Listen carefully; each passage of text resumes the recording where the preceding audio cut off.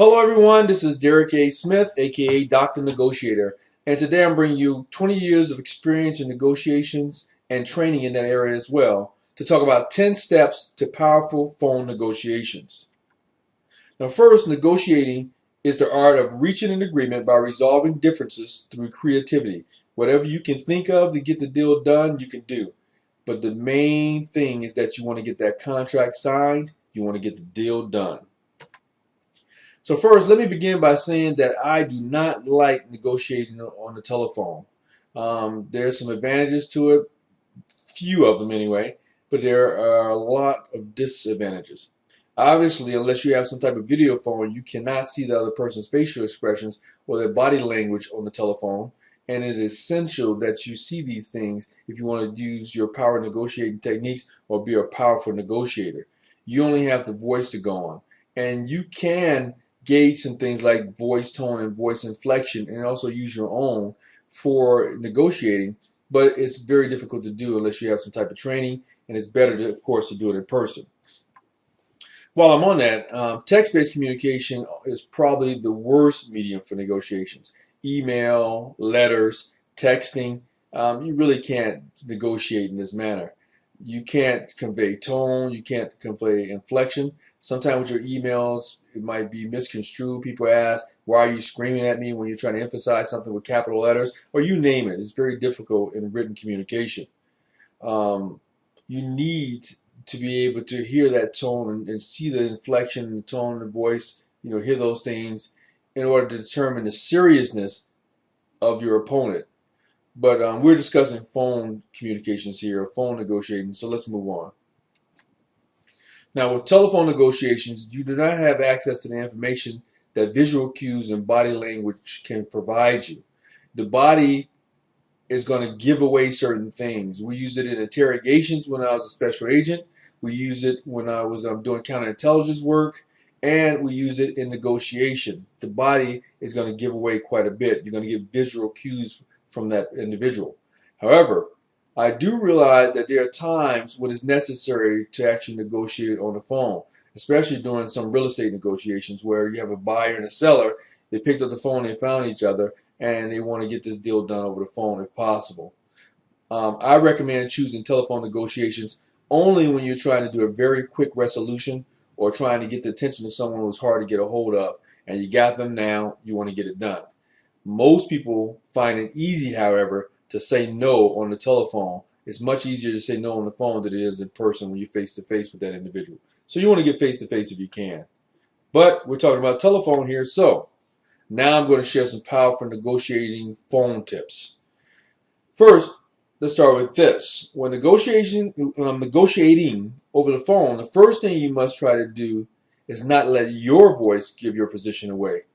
You don't want to let them know that you're afraid of negotiating, that you're too excited about the deal or whatever. You don't want to give away your hand or your position. Also, if you do come to an agreement, you need to quickly send an email or letter to your opponent to confirm what is agreed to before minds are changed or things are forgotten. So now, here are my 10 power tips for phone negotiation. I have 10 steps that you should follow. Step 1. You need to be well prepared. It's a good idea to have a clear sense, or at least an informed assumption, about what interests are most important to you. What is it you're trying to get out of this negotiation or this deal? And also, what's important to that opponent? Okay? What is it that they want? Remember, you need to establish their why. Do some background investigation, do some good investigation work or homework to figure out what it is that the person wants, or at least if it's like real estate, what are the comps? What's the area like? What are other homes going for in that area so that you have a good idea of the value? When I do go to negotiate a car, I already have done internet research. I've looked at the consumer reports. I have all the information so I can go with my ammunition to be able to do a successful negotiation, and you should too. It's a crucial step. Number 2, only negotiate with someone with authority. Make sure the person you are on the telephone negotiating with has the authority to give you what you want. If another person or persons have to sign off on the agreement, like a husband, a wife, a business partner, what have you, then you probably need to have them on the phone too. You don't want to waste your time speaking to someone who cannot get the deal done. You know, you don't need a preliminary yes. It's nice, but you want to solidify that deal. So you need to make sure all the people involved are on the phone. If it's their attorney, if he has the power to make the deal, make it happen. If not, you need to have the attorney and the seller or buyer on the telephone. Number 3, you, the power negotiator, need to set the tone of the conversation. The only thing you have to work with during the phone negotiation is your voice. So it's very important that you use it to immediately set the tone. Modulate your voice, try to sound professional, and don't sound too excited, like I already said, to get the deal. Or the person is going to be given away. You don't want to make it sound like you got to win this deal. You got to get this one. You have to make it sound like it's just another deal. If they know you must have the deal, then they know that they probably have you over a barrel, and they can get the win situation out of this. They can get away with making you give concessions that you don't want to give. Number 4, say what you want. During the phone negotiation, it's important that you clearly and concisely say what it is you want out of this negotiation. What do you want to get out of the deal?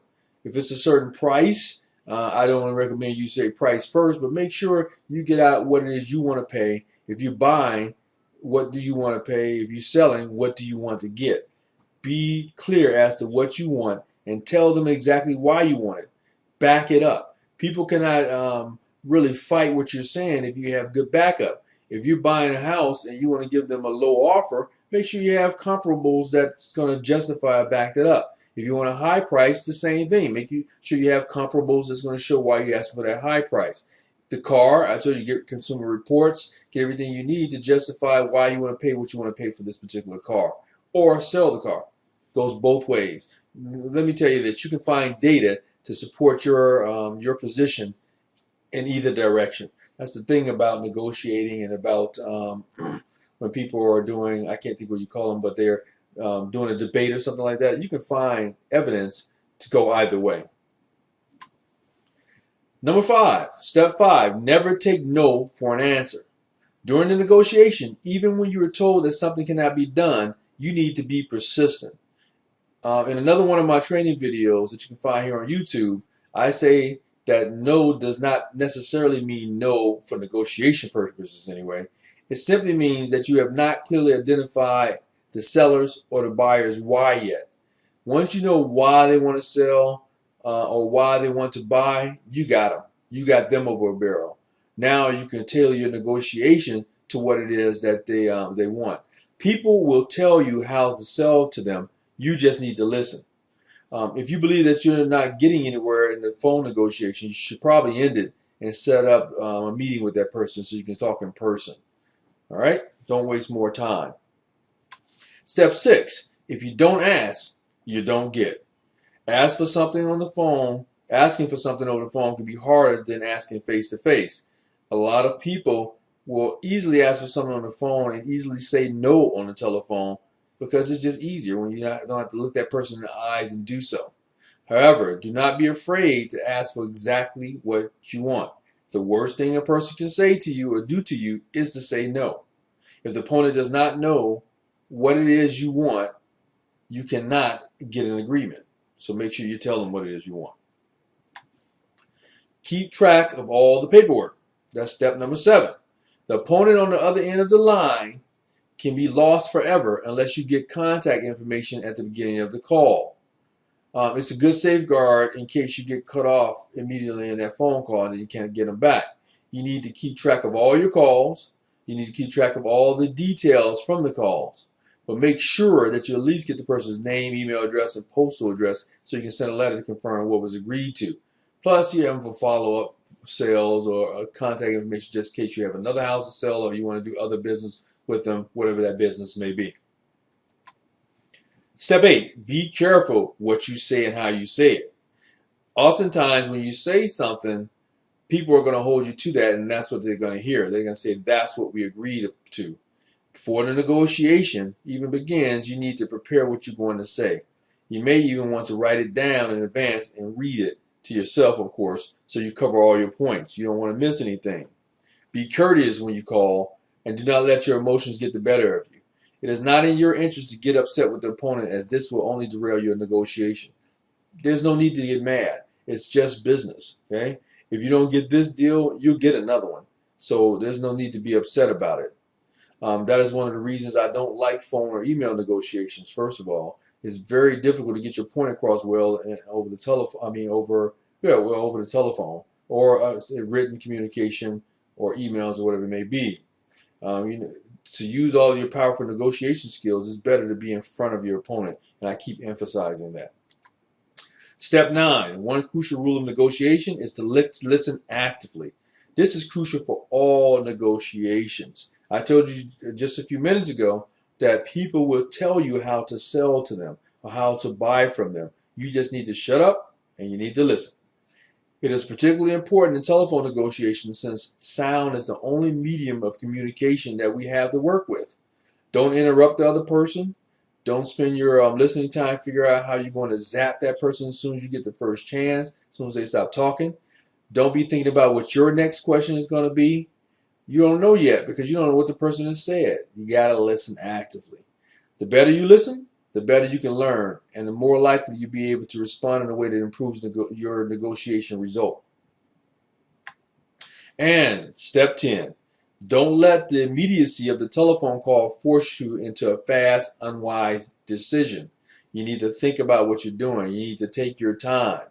There's nothing wrong in saying to the opponent something like, what you've been saying has given me several things to think about. You can say, I'm going to be quiet for a few moments to consider what you said. Or you can say something like, let me give it some more considerations. I'll call you back by a certain time to continue our discussion. Now for me, I want to lock that person into the deal because somebody else might call him or her and get the deal. So I want to try to lock it in right now, but you need to take time and think about it. I always say silence is not a problem. People, especially Americans, do not like silence in a conversation. But you need to take a step back, be quiet for a moment. The person might give you some great concessions or a better price, but at least you take a few moments to think about it.